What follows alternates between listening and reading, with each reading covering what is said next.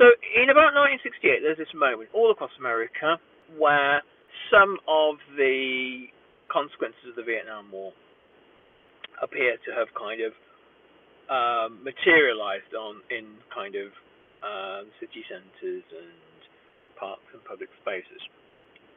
Most noticeably at the Democratic National Convention in Chicago in 1968, where the Democratic establishment, the mayor of the city, and of course LBJ, knew that there was going to be protests, there was going to be trouble. So the city is turned into what resembles an armed camp. There are police, National Guardsmen, rolls of barbed wire, essentially armored cars with water cannons, men with, armed men with billy clubs, that kind of thing. And the radical press at the time said, well, look, this is Vietnamization. This is the Vietnam War coming home to America. Here it is, right in front of us. And you have to kind of create this militarized state in order to smash the dissent that is produced by, the product of the war itself.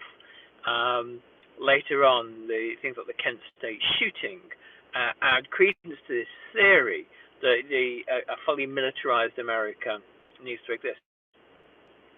You look now at the war being waged on dissent in Britain, in America, in Germany, some of the horrendous images of police brutality in Germany, in most of the European countries, France, Spain, Italy, you name it, the protesters have had beatings and arrests and all the works. And now the absolute horror, the absolute kind of legalistic, quasi-legalistic horror of how the Filton Four have been treated. For those that have not been watching this story, 4 protesters broke into an Israeli arms factory, Elbit Systems arms factory in Filton near Bristol. They were arrested for criminal damage and aggravated bodily harm. These are criminal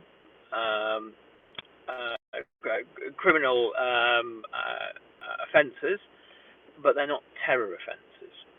So they were charged with criminal offences, they were tried for criminal offences, and the judge has now been allowed to sentence them, after having not informed the jury of this, sentence them on terror offences.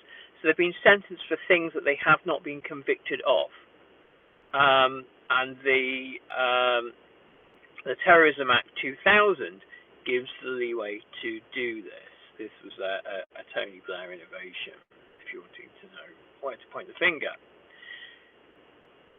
The rationale behind this, the political rationale behind this, is to uphold the kind of the foolish decision to criminalize Palestine Action and criminalize any show of support for Palestine Action, to prescribe them as a terrorist organization, which was a decision which was taken in conjunction with huge lobbying from Israel.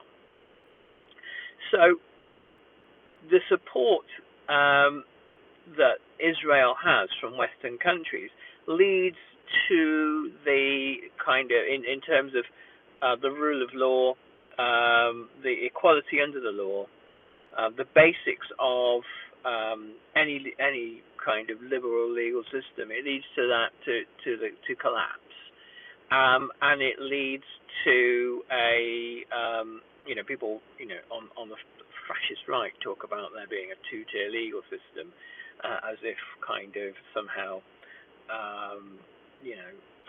white racists are somehow hard done by. However, a two-tier legal system is now fully established for dissenting voices for people that are opposed to genocide. Keir Starmer, perhaps he doesn't care about his political legacy. Perhaps his legacy will be a nice position in the House of Lords and a lovely job with Elbit Systems. It'll be something like that, some nice number. But his actual legacy, his place in the history books, will be defined by these sorts of decisions. And we are moving into long before we wind up with a reform government, and here's hoping we never do.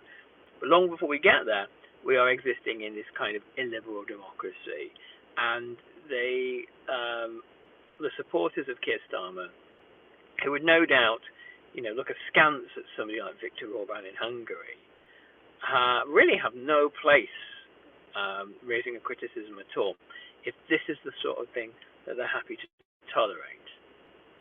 Anyway, more on that later.